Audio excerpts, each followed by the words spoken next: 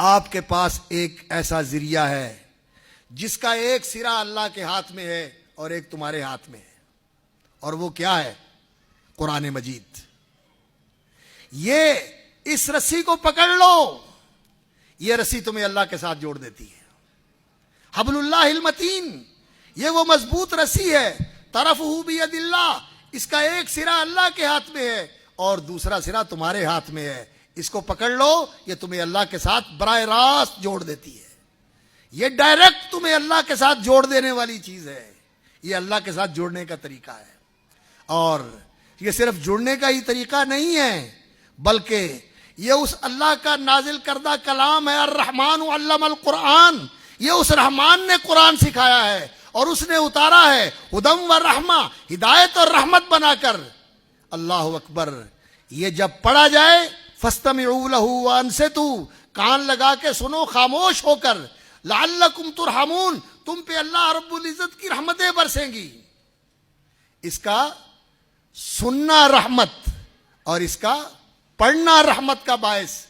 ما من قوم یجتمعون فی بیت من بیوت اللہ یتلون کتاب اللہ ویتدارسونہ، کوئی لوگ کسی اللہ کے گھر میں بیٹھ کے اکٹھے ہو کے اللہ کا قرآن پڑھتے ہیں اور اس کا درس لیتے ہیں، سمجھتے سمجھاتے ہیں، سیکھتے سکھاتے ہیں، اللہ نزلت علیہم السکینۃ وغشیتہم الرحمہ، ان قرآن پڑھنے والوں پہ اللہ کی طرف سے سکینت و اطمینان کا نزول ہوتا ہے اور اللہ کی رحمت انہیں ڈھانپ لیتی ہے۔ اس کا سننا باعث رحمت، اس کا پڑھنا باعث رحمت۔ وَهَذَا كِتَابٌ أَنزَلْنَاهُ مُبَارَكٌ فَاتَّبِعُوهُ وَاتَّقُوا لَعَلَّكُمْ تُرْحَمُونَ، اور اللہ فرماتے ہیں یہ بابرکت کتاب اللہ نے اتاری ہے۔ وَهَذَا كِتَابٌ أَنزَلْنَاهُ مُبَارَكٌ فَاتَّبِعُوهُ، اس کو اپنا امام اور پیشوا بنا لو، اسے اپنا رہبر و ہادی بنا لو، یہ تمہارے لیے حجت اور دلیل بن جائے، یہ تمہاری زندگی کا دستور اور تمہاری زندگی کا یہ لائحہ عمل ہو۔ وَهَذَا كِتَابٌ أَنزَلْنَاهُ مُبَارَكٌ، یہ تمہارے لیے برکتوں کے بھی دروازے کھول دے گا۔ وَاتَّبِعُوهُ، اس کی پیروی کرو، لعلکم ترحمون۔ اور اللہ رب العزت جب کہتے ہیں نا لعل، اہل علم جانتے ہیں یہ ترجیح کا لفظ ہے، امید ہے کہ ایسا ہوگا، لیکن جب اللہ رب العزت کہیں لعل تو اس کا معنی یقین ہے کہ ایسے ہوگا، یہ یقینی بات ہے۔ لعلکم ترحمون، اللہ رب العزت کی رحمتوں سے مالا مال ہو جاؤ گے۔ اور وہ رحمان جس نے یہ قرآن اتارا اور اپنی رحمتوں کے حصول کا اور اپنی رحمتوں کے نزول کا یہ ذریعہ آپ کو عطا کر دیا، کیا؟ قرآن مجید۔ اللہ اکبر۔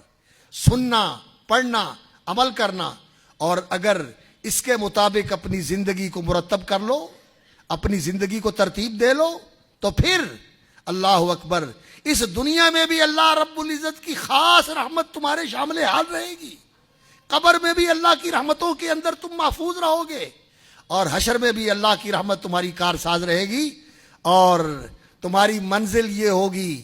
اللہ اکبر۔ جس نے اس قرآن کو اپنے آگے رکھا اور اپنا پیشوا بنایا، قادہ الی الجنہ، یہ قرآن اس کا ہاتھ پکڑ کے اس کو جنت میں لے جائے گا اور اللہ کی بارگاہ میں سفارش بھی کرے گا۔